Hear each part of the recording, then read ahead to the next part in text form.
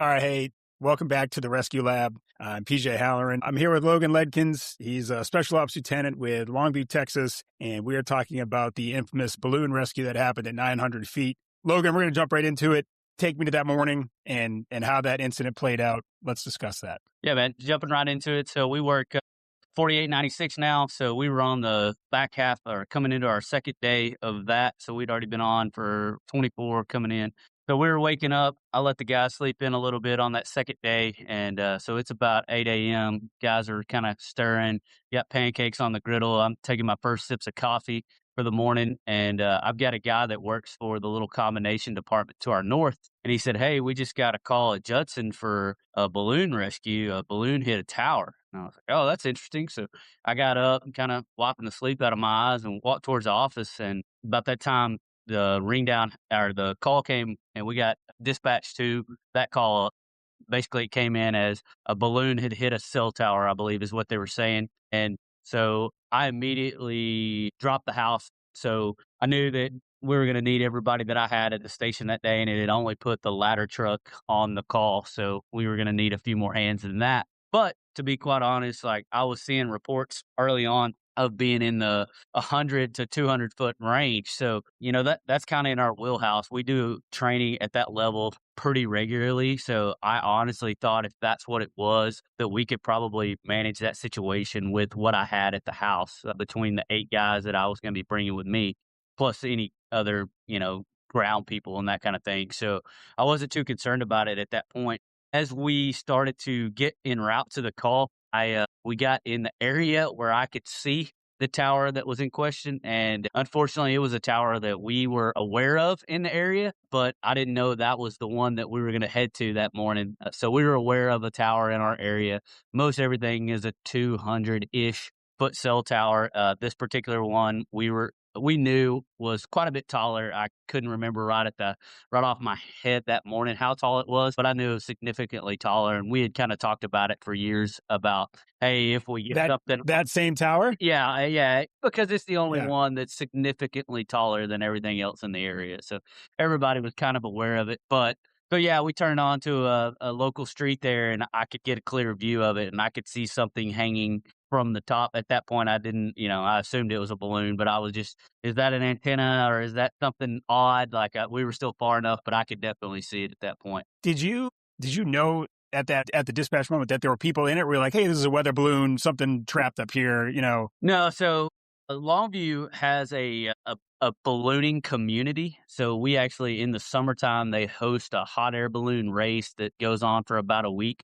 So hot air balloons in our area isn't uncommon. Matter of fact, for years and years, part of the city of Longview logo had a balloon in it. So like balloons aren't uncommon in our area. So I knew exactly it wasn't going to be a weather balloon. I knew it was going to be an occupied balloon. Now I didn't know if it was going to be multiple people, but I knew it would be occupied. So you finally get on scene, and you mentioned this tower isn't alongside the road. I mean, you have a ways to get to this tower. Yeah. So the combination department to our north and a battalion chief and a couple of other units that were originally dispatched to what finally kind of shook out as a above grade rescue had made it on scene before us. We were probably 10 to 15 minutes out from the call. So they beat us there and they were kind of telling us as we were coming in, like, hey, the ladder truck isn't going to make it here. So we kind of knew we were going to have to hump some gear. They were trying to get some trucks and stuff squared away to maybe haul some of our gear. But by the time we got our foot on the ground, it was just easier to throw our bags on our back and hump it. So we had, I don't know, a quarter mile, half mile, something like that. I wasn't too concerned with the trip at the moment. I was looking up the whole way and thinking fast. So, but go ahead. No, I was going to say, so you grab your initial gear, and what do you go to first for that? What do you grabbing? You're telling your guys to grab for equipment right off the bat. Yeah, so we carry all of our ropes gear on the ladder truck that I was on. In the very near future, our engine that sits at the house will have a complimentary set of gear, but it doesn't at the moment. So I told him I need every piece of rope gear off of this truck to the base of that tower. That was my exact words. And I grabbed a bag, one of the rope bags, and started walking that way. And, I had a bunch of guys now that were on scene. Several of the volunteer departments from around were kind of close. So we had a lot of hands. But yeah, I need every single thing that's on this truck that looks like a rope or sounds like a rope to be at the base of that tower. And so you ended up being running the operations for this. Did you have a plan early on, or I mean, obviously, as you show up and you see the complexity and the scale go up,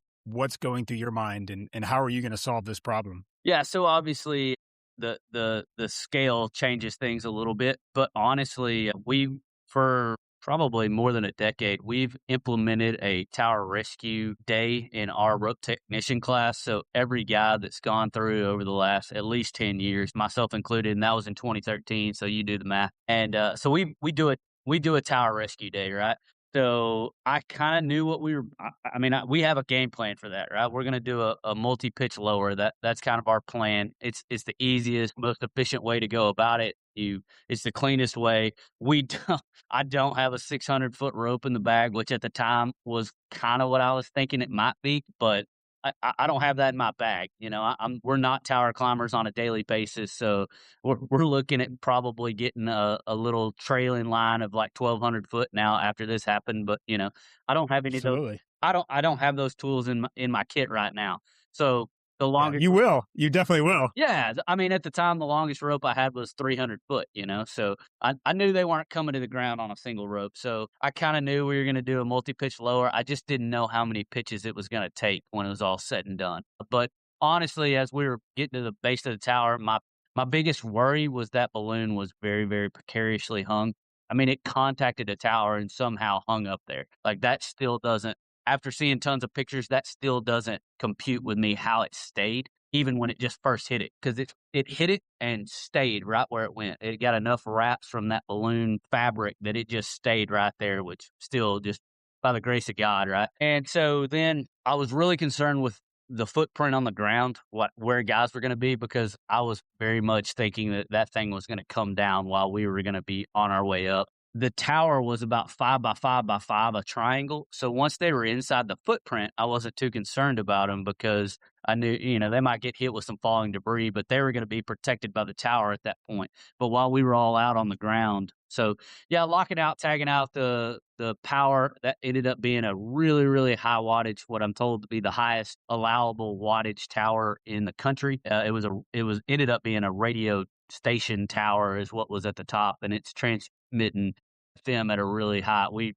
As I'm learning things, that was one of the things that became a concern. But we got that locked out and tagged out. Automatically, a generator pops on. We had to go kill the generator as well. So a lot of things happening on, and I had, luckily, the IC, the battalion chief that was on scene, was kind of taking care of that piece for me. They had to force entry on all that, get all that taken care of. I was working on the rope plan. And basically, my rope plan was I needed guys up there right now. Like, I need them right now. And I knew that wasn't going to happen. I knew it was going to be a long climb. Once again, I was getting intel in my ear that was like 600 to 700 foot is what I was thinking. So I had 300-foot ropes in my hand. So I was kind of thinking maybe 2 to 3 pitches is what I was originally thinking. So I picked my best rope guy and my most athletic guy. And I was like, hey, y'all get to climbing. We'll get the rest of the gear that you need to you, but take a rope, something to secure it, probably a clutch, and anything else that you think you need, but don't take more than you need, because you're going to be smoked. So Yeah. those are the kind of And things. how was, yes. And you briefly, we had discussed fitness. And at this level, you're sending guys up what we find out to be is 900 feet. Were you worried about that level of fitness and what it would take to get up there? Or you guys train for this all the time and you're ready to go?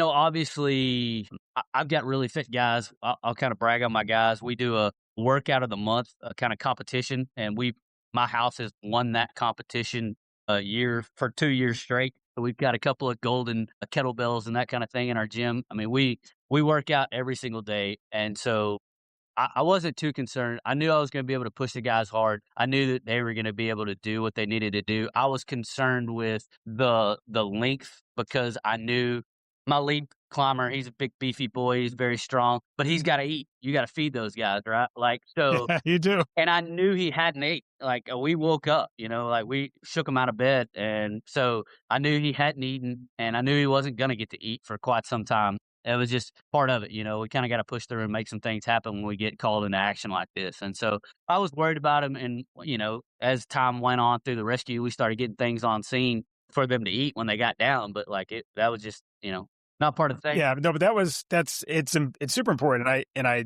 mentioned that when I first saw this on TV, one of the first thoughts that came to my head was, I don't know how many departments across America could even make that climb. Just on the fitness level alone, not even the technical side, just having that level of fitness adds to your ability to get the job done. That's incredibly important.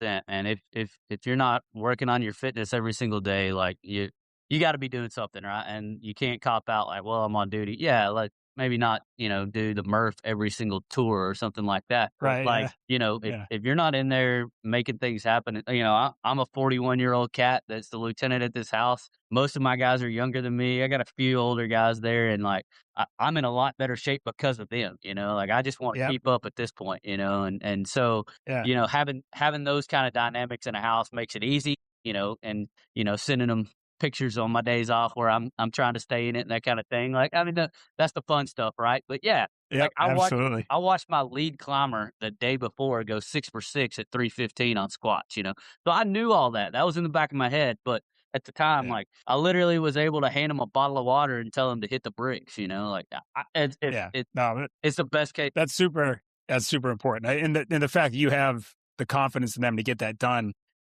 adds. I think maybe it takes a little bit of stress off of you. But you now you got guys climbing the tower. How is your plan as operations evolving as they make their way up and start to report back? Yeah, so really cool thing. We had a battalion chief that made a really cool call, literally right off the bat, and he got dispatched to get him the phone number to one of the victims who had made a phone call.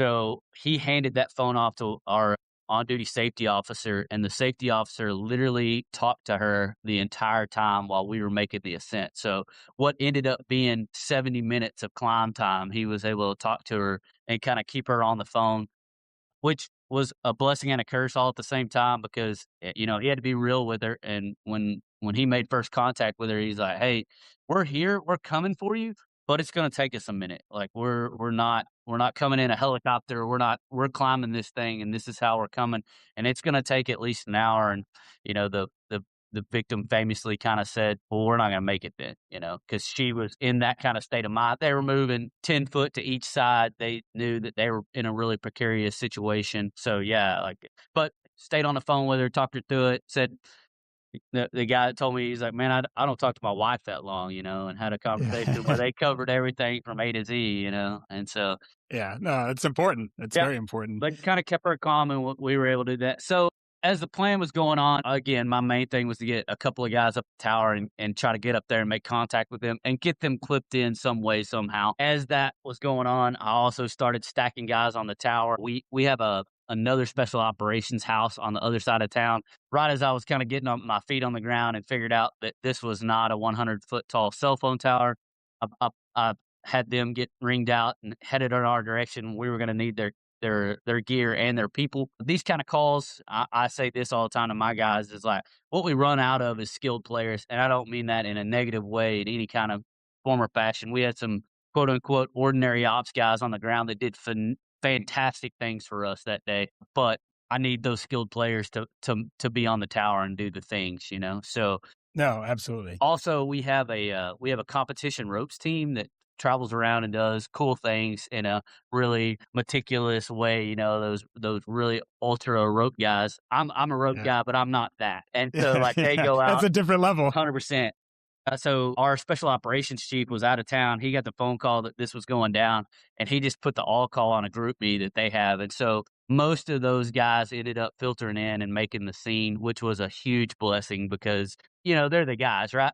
We were all rope guys, and I had total confidence in my guys. It would have probably just taken a whole lot longer. We would have ended up having to down climb and change some things, and it would have just taken longer. But having those guys at my disposal really, really sped things up. That's important. And so you're now your lead climber. You get up there. He makes contact, and he start to assess the situation. What's the mind frame of the victim at that point when they first connect? Yeah, Now that I know they've been on the phone and they've been talking, but now she sees him here. yeah, matter of fact, my driver, he'll never do an interview. That's just not his thing. But he's like, he sees a man standing there and he's holding a strap that he had managed to flip over the edge of the tower, and it was kind of stabilizing the balloon, which was probably helping quite a bit. But he asks if he's okay, and he's like, "Yeah, we're okay." And he's like, "We're?" And And at about that time, the lady raised her hand up over the edge of the basket. She's in the fetal position in the bottom of the basket. So I'm sure the radio traffic got sent over that there was 2 victims because that we knew that from the ground at that point, but somehow that hadn't computed with him. So he was like, "We got 2 victims, awesome." And so Yeah. he was able to flip the pilot a carabiner on a rope, and they kind of just quickly did a triple wrap around and clipped it back into itself. I'll be honest, like had that ended up having to come into play, I really think it probably would have dumped them out of the basket because it was just on one side. If they took a fall, like it probably wouldn't have been good, right? They weren't tethered in at all. But luckily that didn't go that way. And so yeah, they got there.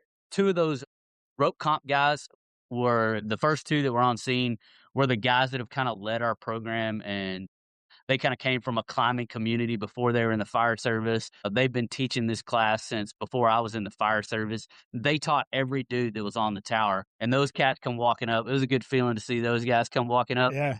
and they hit the tower. I got a knife hand from one of the guys, like, "Hey, did those guys got water?" And I'm like, "I handed them a bottle of water. That's what I had," you know? He walked The up with knife hand. I love it. yeah, he walked up with all his rope gear on, basically with a camel pack, and I'm like, "I didn't have a camel pack to hand him, you know, I'm glad you brought one, but, you know, I handed him a bottle of water," you know? So anyways, Yeah. so those guys made the climb. My guy took about 70 minutes to make the climb. Now, mind you, he took more gear than they did. They were really, really light. One of those guys made the climb in about 45 minutes. So kudos to a guy, Cliff Patrick, who leads our program. He turned and burned and made it up there. So after, you know, you do the math there, he got there about 5 minutes after my lead climber did. They started really assessing what they're going to be able to do. My lead climber had taken a single victim harness, which is all we had on the truck. I had Yeah. known there was a second victim in the basket. So that Cliff, I sent him up with one of our normal harnesses, which wasn't Yep. ideal, but it was what it was. And so he Right. had that. We were able to slide those harnesses over to the victims and get them in. It took a while to talk the pilot into a full blown class 3 harness, but we ended up doing Yeah. it and getting it handled. And then he up climbed, man, just rope techs doing rope tech stuff, right? They ended up using, they had a single 300-foot rope and a clutch and Yeah. an anchor strap and a couple of prussics, right? Like, there you go. There's your gear, right? Yeah. So they ended up Yeah. using the tail of the rope out of the backside of the bag and came up and over, climbed up about 20 foot, tied in a clutch, and vectored it down to them. And they were able to, you know, once again, talk them into a harness, clip them in one at a time, and they were able to pull some down pressure on, which kind of encouraged them and made them. I mean, I'm sure it wasn't a warm and fuzzy feeling because they had a basket underneath them, but now they're having to step out in faith and get out there outside the basket. But luckily, they had one of those straps, and man, it was smooth as silk. You know, they got up tall enough that the vector angle was not going to be bad. The guy up top had his foot on the rope, pushing out, kind of vectoring off the tower. We had a guy, famously, you know, Lieutenant Stephen Winchell, is outside the tower now, hanging off, you know, with one hand out. And so we had a lot of things in play to try to, you know, they took their helmets off and had given them their helmets. So like Yep. a lot of things in play to try to get those people to the tower safely. And honestly, it went smooth as silk. Now, to interrupt you, I remember seeing the video footage of the drone. Did the drone help you? Did it hinder you? Were you able to see what the drone was seeing? How did that play into it? I don't we woulda got it done. I shouldn't say we wouldn't have got it done. The drone was so much more helpful than I'm not a huge tech guy, as we can figure out after all the stuff going on this morning, but the drone was so helpful, man. I've had Yeah. a couple. I'm a water rescue guy on the other side of the world, and we've had opportunity to use some drones in that side of the world. Man, that if you don't have a drone in your department, you need to be talking to somebody about getting through Part 107 and then getting a drone in your world because they're just so helpful. When that thing got on scene, first of all, it kind of wrecked my world because he's flying his drone. He gets that thing up to balloon level. My guy ain't there yet. He's passing all my people, and he gets. And I know a little bit about that world. And he goes, "Hey," I'm like, "Where's it at? What's the level? Can you tell me the altitude?" He's like, "Yeah, I'm at 920 foot." I'm like, "Is that above sea level or above the ground?" He's like, Yeah. "That's above the ground." I'm like, "Oh no!" Like I was Yeah. expecting them to be in the 600 to 700 foot range, so quite a bit taller, you know. And so I just knew that that was going to change some stuff for me. But yeah, it was really cool being able to use those drones because you know, me and the IC were in the back of or they had a full size TV hooked up in the back of one of the Tahoes that showed up. The police drones were who our fire Right. department has a drone, but it's a little drone. both a couple of sheriff's departments from local municipalities had full big drones that were flying. And so, yeah, they were able to, we were watching it on a TV screen, which was awesome and terrible at the same time. Because Yeah, I'm sure. when you're in our world, like, I wanna be the guy clipping the carabiner, I don't wanna be the dude holding the radio. It just worked out that day that I was the guy holding the radio, and, Yeah. so, like, No, I'm I biting said my that fingernails. you were where you were supposed to be. I think that's Yeah, it worked out, but, I'm just watching them, like, everything, and I'm just like, "Oh, if you'll just do this, it'll happen." Like, they were sliding those helmets over, and the wind was against those helmets, so, like, they were having to shake the rope, and I'm like, "Heck with those helmets, let's get these people on the tower," and so, like, there was some moments like that, but when it was all shook out, like, the drones were so helpful. The drones really, really, really helped us set our pitches because they could tell us almost exact altitude about how far. I know my rope lengths. I know what the guys have in their hands, so I was able to, have a 50-foot safety factor, and so, like, the first pitch underneath my top was at, about 750, right? Because I was able to set that about 50 foot short of 300. I knew where I needed to be. So huge shout out to the drone operators and their yeah. ability. Yeah, because No, again, we that's kind of talked about it offline, but we had 15 to 20 mile an hour sustained winds with gusts up to about 25. So those drones were having to hold their hover up there and do all the things in that kind of weather. So yeah. yeah, and that's I think the weather obviously is important. And that wind, I can only imagine what that felt like, 900 feet up, especially for the victims themselves. Let me ask you, what was you were in operations. What was the hardest call that you had to make during this operation? Ooh, that's a good question that I have not been asking all these things, man. Yes, Yeah, absolutely. come on. Yep. Now we got you on the hook. I'm gonna kinda deviate from that just a little bit. Sure. The hardest piece of this for me went and this is gonna sound crazy. When the second victim hit the ground, you would have thought we would have had humongous relief, and me and the IC have both talked about this. Both of our stress levels went through the roof at that moment because I knew I had tired guys that the mission had, quote, unquote, "been completed," but Mm, they're 1,000 foot off the deck, and now they've yeah. got a down climb. There's smoke Yep. mentally, physically, all the things, right? And I don't want Yep. something bad to happen to my guy. Yeah.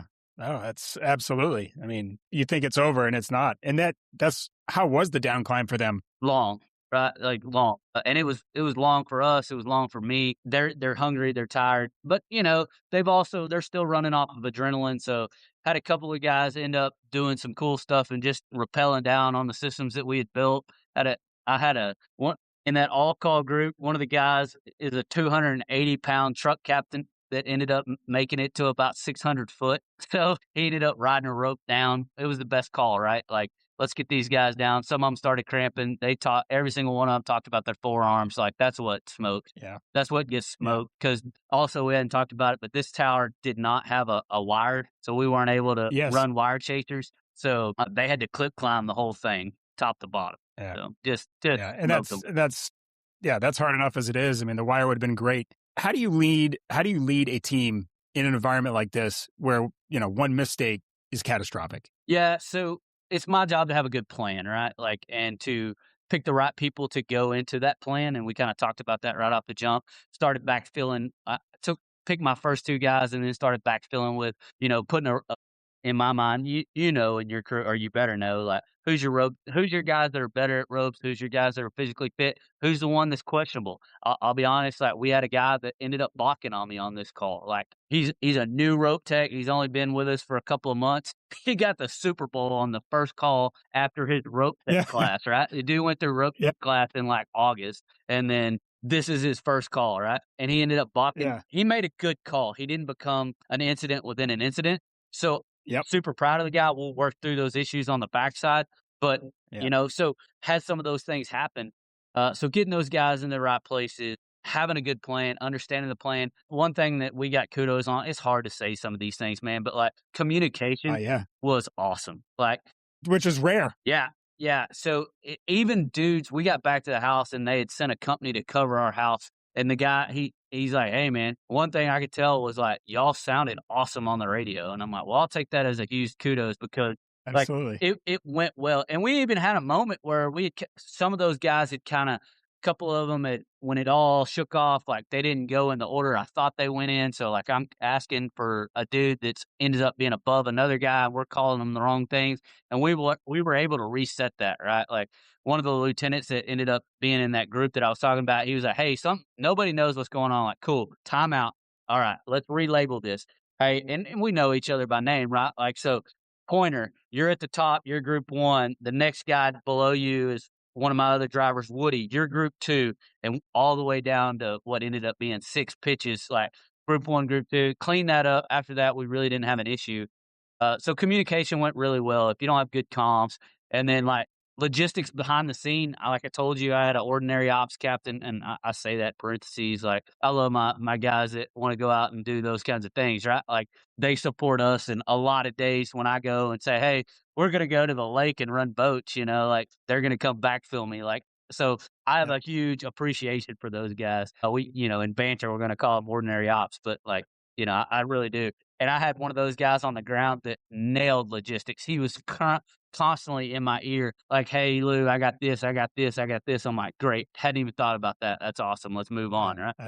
That is awesome. So And having those pieces on the ground, you got to have all of those things. So getting those things lined up. Again, like I wasn't the overall IC ops command, but from a special operations side, like this is our call. Like I got an IC, but like this, he's over there to talk to the media, talk to the other chiefs, do all the things. Like this is my call today, and that's how it should be run, in my opinion. absolutely, and you guys had and that's exactly what I was going to get into is the importance of your team. How important is it to trust your team in this situation when you're sending them up and you can't be right there with them?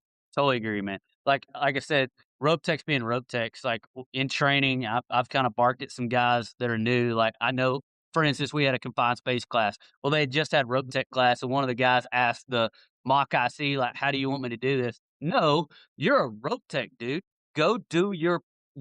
He gave you an assignment. He said, "Go rig for a lift." Like, go rig for a lift. Don't ask him what you need. Like, and that's how you got to be, right? Like, I'm not Yeah. fixing to micromanage my guy at 900 foot. In the beauty, I didn't know this was going to play out, but I actually got to watch him, But normally, like, Yeah. no different than I see outside of fire. Like, he doesn't get to see me open up a nozzle, Like, Right. I got to trust those guys to do their job. All of this, and we'll get into this, but like, these rescues happen on the drill field, not right there. You gotta have a trust in Yeah. them that they're gonna go do special ops things, right? They're gonna go do road tech things, and you gotta just be down there and be like, "Hey, man, you're the rapid ascent guy today. Take what you think you need." Like I'm not gonna. I have an idea what you need. I've been that guy before, but I'm not that guy today. Like you may want a little bit different package than me. Yeah, and I think that is, and we did briefly discuss it before about building out a team, a special ops team, where you don't have to be the guy that micromanages because everyone knows their place and knows what they're going to do on that call. And that when that scene ended, and I specifically remember, and this is what made me contact you guys, is I remember, and maybe it was one of the drivers, whatnot, but they were interviewing him, and he said, this was obviously a great operation. He's like, but I really wanted to thank our training chief for backing our special ops program and, seeing it through and help. And I like that caught me off guard. And I remember like stopping and doing a double look and being like, wow, what a culture that must be that trains special ops, builds that special ops culture to where you can go attack something like this. And obviously I've heard the term Super Bowl of tech rescues, and it absolutely is, but like that doesn't just happen. So like, this is where I wanted to get to with you guys is what about Longview built that culture? And now that we got all the other stuff out of the way, tell me a little bit about yourself, how you ended up here. Yeah, man. So I'm a legacy firefighter, if you will. My dad did 34 years, ended up a ladder captain in a town just to the other major town close to us, about 45 minutes from Longview. Me and my brother got hired on the same day. We both did the college thing, thought we were going to go do different things. And man, I got slapped in the face, just called by God to come do this thing, man. And Yeah. kept trying and it just wasn't working out. Finally, it worked out one day where my little brother gets hired on the same day. So I finally figured out why I'd been struggling for so long, right? And so Yeah. got hired with Longview Fire Department. Would have told you the day I got hired that I'll take the first test I can to get to the place where my dad worked. Yeah. But while I was there, I had the opportunity to be an apprentice. Our brand new guys that aren't quite paramedics yet. So I was in paramedic school, and I rode at Station 2, which was our special operations house at the time, and just got to be engulfed in that culture, right? And like the dudes, even it bled over to just a ride in an ambulance call or going to a lift assist for the third time at one of the, independent living facilities that are in our district, right? Like, it bled Right. over, and you saw that from those guys, and I was like, "That's what I wanna be like." And also, the other department that I'm talking about, they didn't do any special operations. That wasn't their wheelhouse. They did traditional firefighting, didn't do EMS hardly at all other than a little bit here and there, and so I was like, "Hey, like, I wanna that's what I wanna hang my career on, like, I wanna be a special operations cat." So, like I said, had the opportunity to ride out of that house most of my, apprentice career, was able to slide right into there to a spot and be, the tailboard ambulance firefighter at the time, and just kinda came up in that culture. Did about 10 years at that station, made driver while I was there, had the opportunity to slide to our south and drive a ladder truck for a couple of years that kinda had the special operations tab on it, and then I made lieutenant, and I was really happy where I was because I was on the south side fighting fire. I was gonna ride an engine first due on a lot of stuff, and they picked me up, and they had just opened the house that I'm at now as a new special operations house. So we kinda do ropes and boats on one side of town, and then, like, the other technical rescue, hazmat, structural collapse on the other side of town. And I'd come up under all that, so I kind of keep feet in both worlds.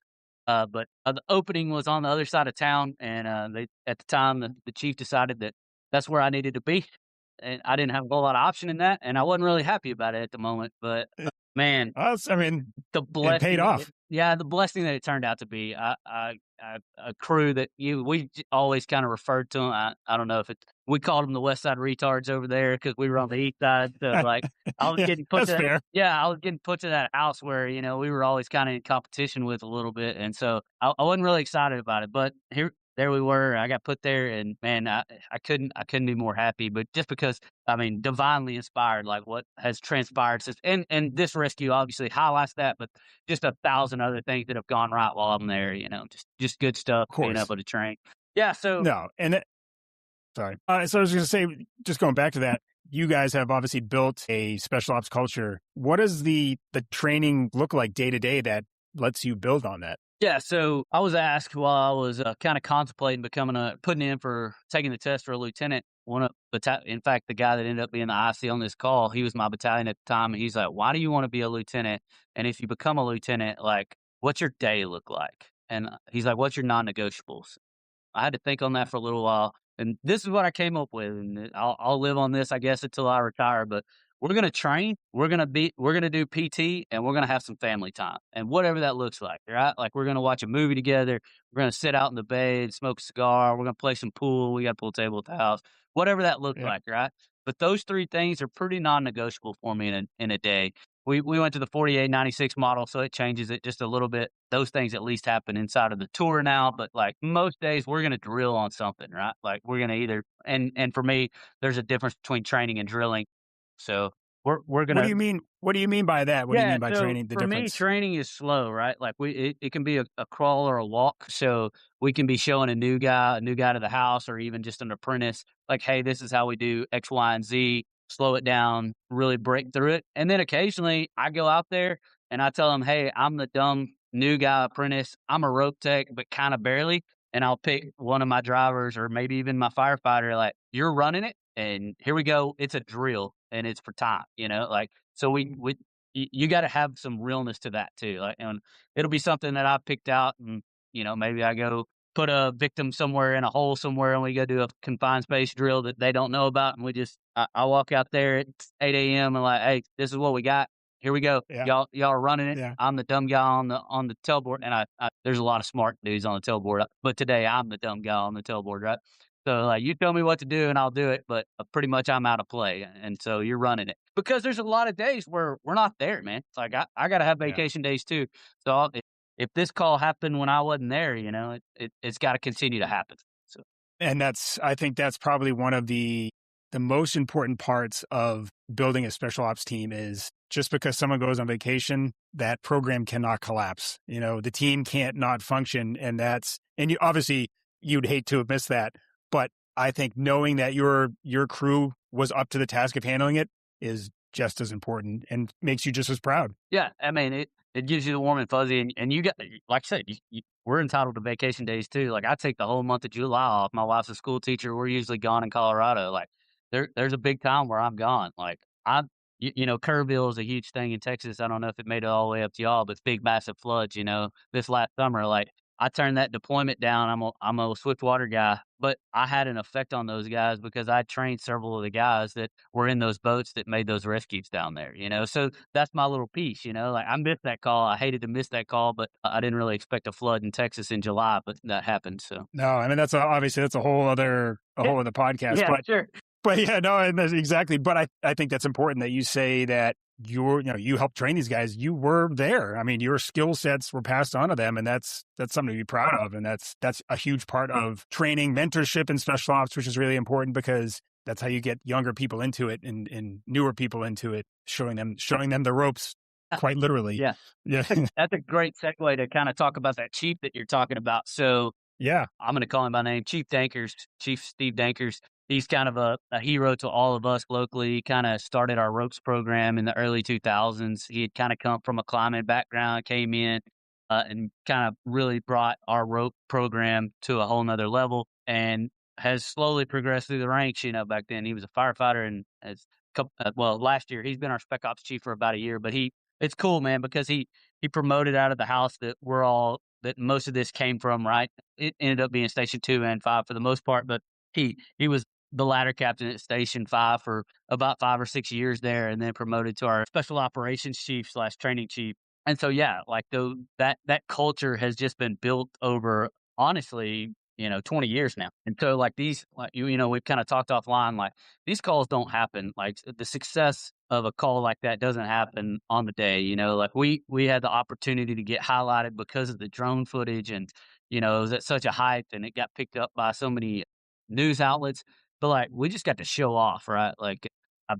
but we just showed off the training that happens on a normal day. We have a 4-story tower at our station, or we're constantly hanging off a rope, or we have rope. Yeah, and there's no cameras there watching that, but that's an everyday thing. Absolutely not. Yeah, or we're doing hanging on a rope just in the bay because it happens to be cold or hot in Texas, right? Well, we got ropes hanging in the bay where we'll just do an ascent and a rappel or convert, whatever we're gonna do, and just right there in the bay, and yeah, there's no cameras for that. And there honestly, those days are hard because, we've got so many things going on, like, well, are we really going to go spend an hour of our time to go do that? Like, yeah, we are. We're going to go do that, and like, I know y'all all know how to do that. Or it's really nice when you got a new guy and we have a reason to go show him. But like one of the other shifts, like their guys are all squared away, been rope techs for a long time, didn't have a lot of new guys on the crew. Like they got to go get a rep, like you can easily even lose more all so. these things. Yeah. Oh, it's so perishable. And that's why you have to continually train.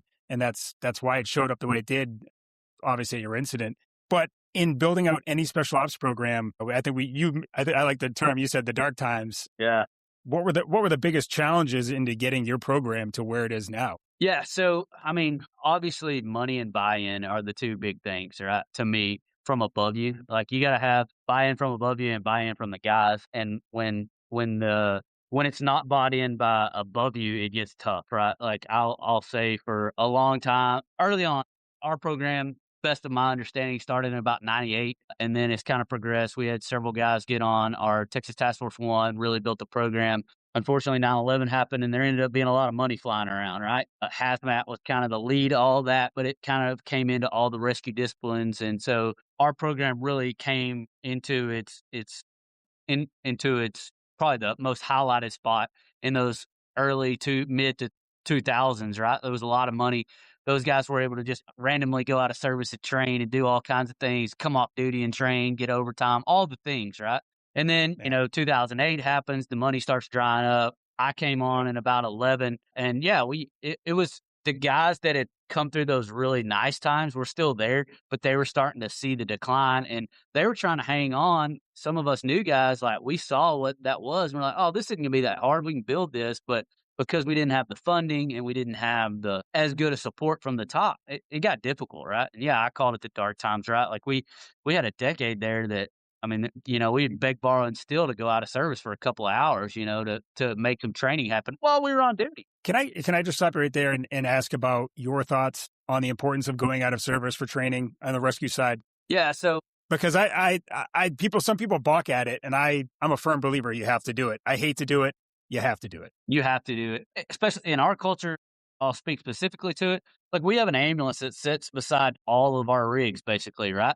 I need those guys right over on my other rigs. We rotate through, right? They're not just the paramedics; they're firefighter, paramedic / rescue men, right? I've got my young guys typically be over there, are over there. I need them in training, right?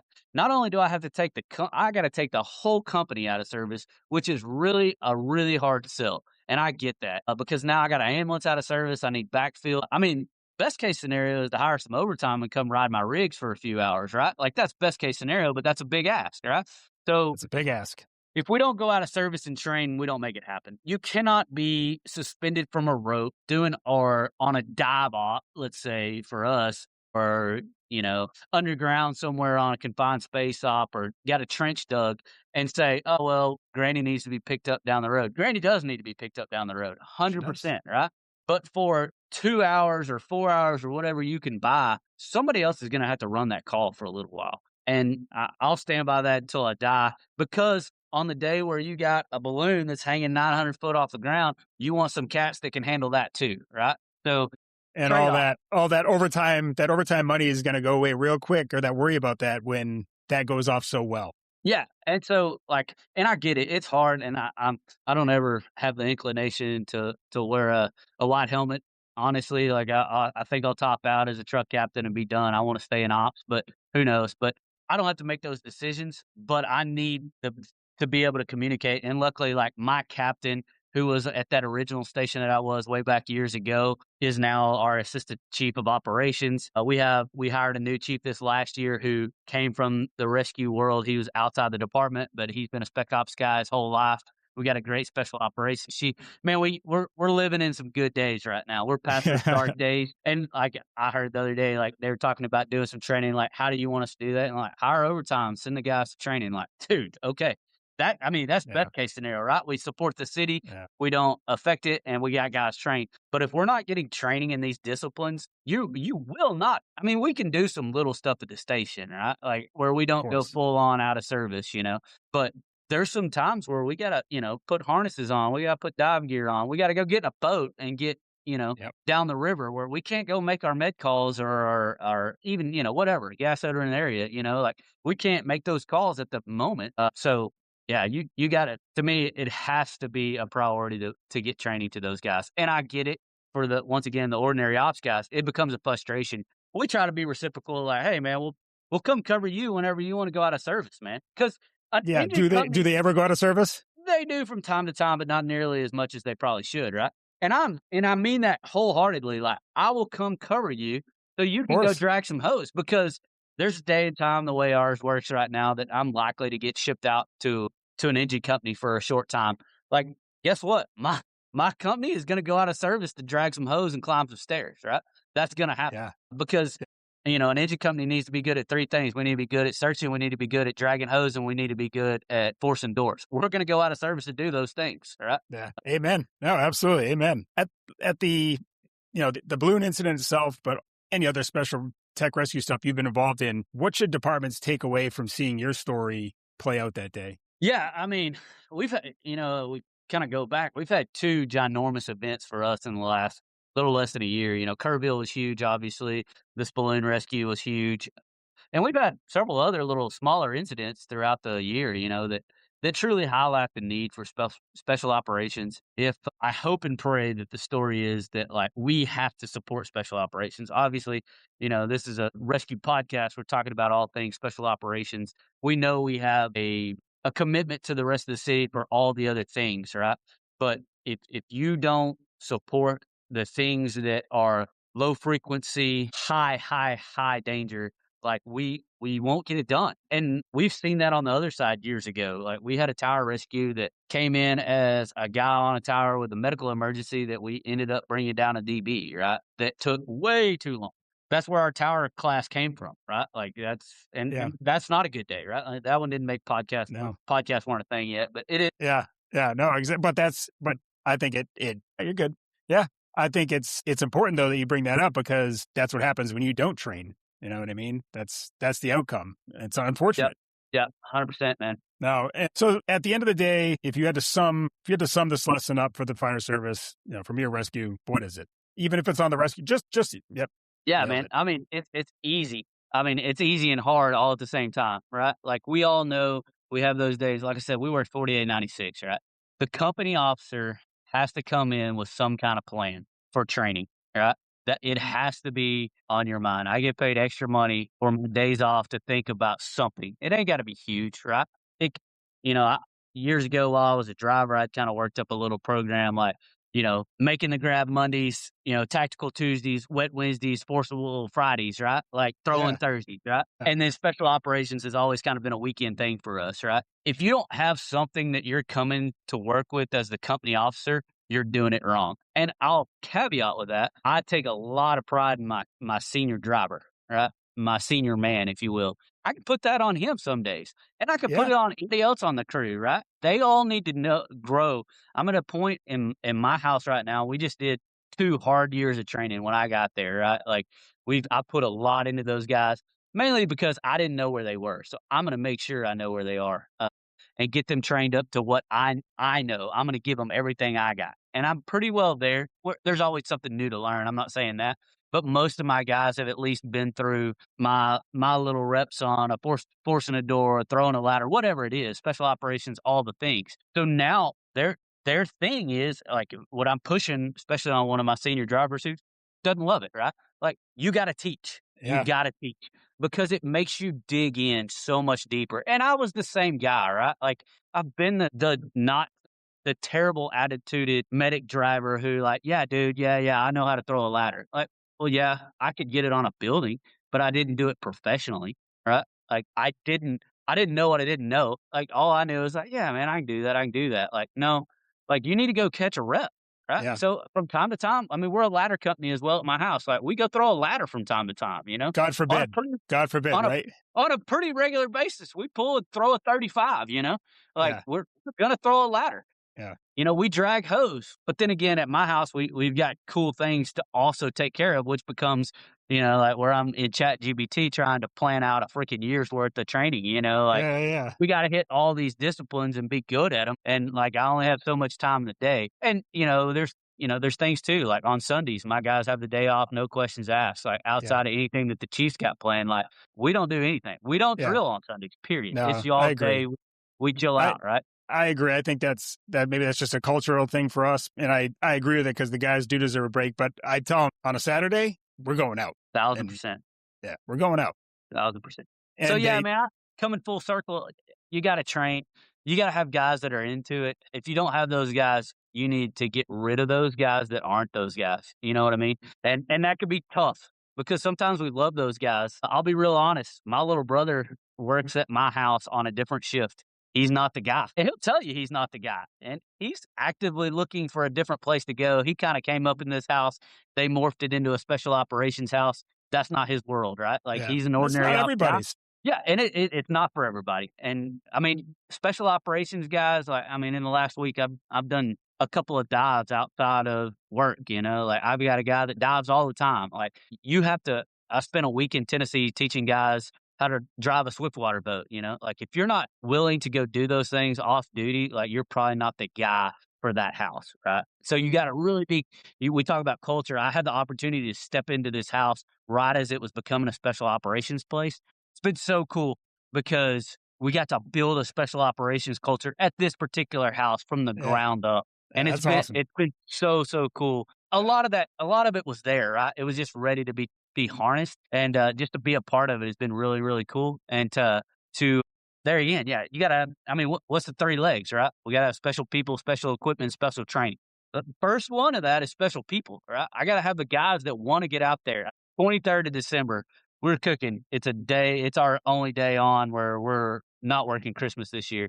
And so like the guys had the day off. Like I looked up, 3 or 4 of them are hanging from a rope in the bay, That's what you want. That's the guys you Yeah, need, no, right? that's exactly it. And I mean, it's cool to see that actually play out, especially on the leadership side too. It's hard. I'm the captain on our rescue here, and it's been a long road, but it's great to see other groups start to take the training seriously and do the stuff that we're doing. And there's a value in that from a leadership side that makes you feel good and actually like, hey, we're actually gaining ground here, and that's important. That's very important. Absolutely. Yeah, from our side of it, right? Like there's a piece to it. We all know that leadership can be lonely, right? Sometimes probably should be, but at the same time, we could take those wins, right? Like the Oh, dude's yeah, dangling from a rope without, or they come to me like, hey, LT, I got this plan. Like, can we do this? Or hey, can we do that? Like, man, yeah, that's the juice, right? Like that's what yeah. gets you fired up. And I'll if never it's not say like you can't say no to that. no, like, you could be exhausted, right? Like, there's days where I come in, like, I'm not ready to do I got a plan or whatever, and they got a better plan, right? Like, the stuff that we talked about all those days that I kinda got that's my fallback. Somebody comes in with something cool we wanna go do, heck yeah, man, let's go knock that out, you know? Yeah. Sometimes you gotta drag the old cat out, but that's alright. Yeah, no, that's fair. All right, so as we wrap up, I just have a couple quick questions to throw at you. Back to the balloon call. What was the biggest shit moment during that call? For me, it was putting my feet on the ground and realizing the gravity of it, like the height, the insecurity of the balloon, like just the whole thing of like, we had a guy that taught most of my class ended up being our assistant chief, and he used to say, "You got 5 seconds to go, oof," on a med call or whatever it is, right? Like you Yeah, got 5 seconds, and then you got to re-engage, right? And so I had that time as I was walking up there, I had a little extra time, but I'm spinning things. But yeah, man, just the height of it. We had never been nobody on the call had any. A couple of those guys that I talked about had probably been to about 600 on a tower, but that's as high as anybody had ever been. So yeah, just the height of it. I had no idea. Thankfully, like there was people across the city that could see this thing. People are looking like there was a gas station, apparently, 2 of the dudes that were at the top, because they came from their house, their families were intimately aware of what they were going to do. They had their kids loaded up, their wives had their kids loaded up, they're sitting at a gas station a half mile watching it. no Like, way. yeah, they ended up having one of the guys had like got on his phone and, like, had a little video chat with his wife while they're waiting to do something else in transition, and he's like, "Yeah, waving at y'all," and, Yeah, like, yeah, I mean, so I had no idea that all that was going on, thankfully, from my position, but, yeah, yeah, I mean, exactly. it got played out in a real visual way, but, yeah, just the overall the hugeness of the whole thing, man. Yeah. It was a big day. What decision kept you up at night after the call, or what part of the situation kept you up at night? Yeah, so I kinda slowly came down, like I told you, that moment where we both got 'em that we got both the victims on the ground. I don't know why, but it disturbed me. We had a really cool moment. I got to be right at the base of the tower as those guys were coming off the tower individually. Slap them on the butt, give them a hug. Hey, go get you a Chick-fil-A sandwich. Like, get fed up, man. And that they weren't there. And then once I got my last guy on the ground, like I had my own little moment, right? Like it was finally the moment we probably all been there. Just like, okay, a little peace, but at the same time, like all those emotions start coming down on you, and like the gravity of everything that just happened. And as far as keeping me up, man, it went so well, but I just can't ever stop thinking about what we could have done better, right? Like what would have made it a little faster, and what could have made it a little safer, and what equipment. I got all the guys now, like equipment and all that. But for me, it's like, hey, what could we have done better from my point to make y'all's lives better? Like, could I have got the guys fed on a tower? Like, and some of that's the logistics prior to the call that we have to be good officers, and some of the things that we need to think about. Yeah, I need a box of Nalgene bottles that I can put 3 bottles of water in and clip a carabiner to a guy. Like I need Yeah, that. So yeah, some of those things, but I mean, ultimately, like those are the pieces. Obviously, this could have played out a whole lot different, and I don't know that any of us could have been able to talk about it, but luckily it yeah. went the way it did. No, it's understood. What part of this rescue do you think most departments are not ready for? Several things. I don't think most, and we've had some conversations with several departments that have called in asking questions. And some of the questions that they ask, like I'm kind of armchair quarterbacking a little bit, but like kind of starting off on the wrong foot, like talking about, is it a ground based operation, or like if, and so like you have to get out there and play and train and all the things that we talked about. So like if you haven't been on a tower or done something similar, Like I said, at 200 foot is the highest any of us have ever trained. It's just replicated down at that point, right? So if you don't have a good plan, and I don't know, where we completely got it, but where I'll steal it from is my goodness, I'm gonna miss his name right now. I'm looking at him, but oh goodness. Anyways, one of the chiefs talks about having a game plan, right? And talking about the aircraft pilots, they have a checklist, right? And, like, there's nothing wrong with having a plan A. And I tell my guys that all the time, right? Whether it's stretching a line, forcing a door, throwing a ladder, have a plan A, but also be very aware of plan B, C, and D when plan A doesn't work, right?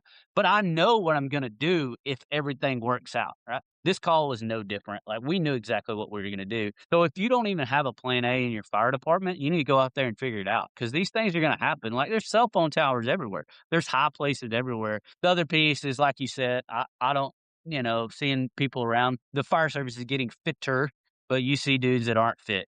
So once again, if you don't have the fitness level, I mean, knowledge and fitness, like, those are the two big things that would They probably keep a they lot of go fire. along they go a long way. What are most departments getting wrong about technical rescue right now? Man, I feel like this is probably a broken record here, but, like, probably not training, like, they think they have the capability, right? Because they got the gear on the truck, but when's the last time they drug the gear off the truck? You know what I mean? When's the last time, I mean, alright, weird stuff, right? Trench rescue. When's the last time you went and dug a hole, right? Yeah, Or put your panels up in between the rig and the wall in the station and played the best you could, right? Or when's the last time you've been on a rope? If you do water stuff, when's the last time you've been in the water? And once again, I get it. It's a frustrating thing in the world. The fire service is scrutinized every day for the way we spend money, and sometimes rightfully so. But if you're not advocating for that training and at least fighting for it and being creative, right? As a lieutenant, a lot of times I'll be pretty creative with the way I can get my guys some time off and go, like, whether I got a Rochambeau or buy some ice cream or whatever it is, yeah, like, hey, I need your ambulance to come cover my ambulance for a little while, like that. That's that's part of the deal. yeah. And I think we talked about your team and obviously what they pulled off and how that culture sort of built to that pivotal moment, and they proved themselves. But what did you learn about yourself on that call? Yeah, for me, that I don't get to. I'm getting really close to the end of being the guy that clips the carabiner, and that's tough. That's tough, man. But that's I say this all the time. Like, I took the test, right? Like, I decided to go make the rank and do the thing. So it's my job to teach the guy to clip the carabiner now. Like, ordinarily, I got a captain at my station that he'd be the guy, but hopefully someday I'll get to be that captain. And at that point, it really gets limited, right? Like, we've been doing a lot of dive stuff because we're pretending it's a winter dive here, right? Like, here in March in Texas, right? The water's still cool. And so, like, I'm not the guy that's gonna do the dive very often, right? I'm gonna be topside and playing in the dive and do the things. I'm getting really close. I love running a swiftwater boat. I'm getting close to not being the dude in the swiftwater boat. I'm the dude on the shore holding the radio, like, Yeah, that's tough, man. yep, That's tough. I remember doing it to the captain that I was talking about is now our assistant chief of operations. We had a dog in a hole one night, like in a manhole, and he starts stripping off his gear. I'm like, "What are you doing?" And he's like, "I'm yeah, about to get in this hole." I'm like, "No, you're not. Like, yeah, you go hold the radio over there. This is mine."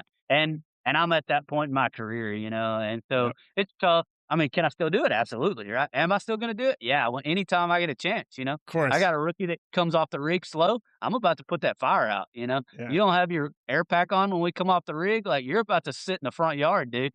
yep, But at the same time, like, learning that I have to get better at the other piece of my job, like, and fully embracing it. The guy that was my IC that day has kinda become a mentor of mine. As a he's our we're the same age, but he's been a chief for quite some time now, and so, like, I don't ever understand, like, why he wants to stand out in the front yard and be the IC on a fire, yeah, but, like, we have to embrace that piece, right? Because it makes the things happen, right? yes, Not that me squaring away all the things on the ground is gonna let him clip a carabiner better. We gotta work on that in training, but being able to, square up communications on the ground, being able to get them what they need, knowing how to get them what they need, all the things. That's my job now, making sure that it's as safe as it possibly can be, making sure we talk just real briefly that, hey, we had a lot of what they call RF, like, on that tower that yeah, apparently stays hot for 30 minutes after you turn the stuff off, right? So, Okay. like, I'm getting some of those reports and, like, learning some of this stuff on the fly, and, like, well, I kinda gotta get guys in the vicinity of that balloon. I really like, I don't wanna get them burned up, but at the same time, like, how bad is bad, right? Like, are they gonna die? Are they gonna, have some minor little things that may bother them for a couple of days? Like, so learning some of those things right off the fly. Yeah. No, I think that speaks to you can be prepared, but then there's things that are just going to pop up that you're not ready for, and you try and cover your bases the best you can, and work with the information you have on the ground. Well, hey, I greatly appreciate you coming on and talking to me twice. But no, I mean, this is why I love doing this stuff, because it's great to connect with other people that, are in the same world, and we're speaking the same language. And I walk away from today richer in the fact that, you motivate me to go back and continue to do what I try and do at the station, and whoever else is listening. So thank you for coming on, and thank you for those lessons, and the patch is on the way. So Of course, same thing today. Yeah, I'll get stay it in the tuned for mail. that. But But thank you, Logan. Thank you. thank you guys for these kind of things. Like, it's reciprocal, right? Like, I got to go be the guy that I said I was right here, right? And so, if I'm not that guy, I'm just talking to, trying to get my face out there and all that. Like, so I got to go back to the station and have a plan, be ready to go train and do the things, right? So That's it's right. reciprocal. Thank you. No, absolutely. And we'll be in touch. Sounds good, man. Appreciate it. Yeah. Yeah, absolutely.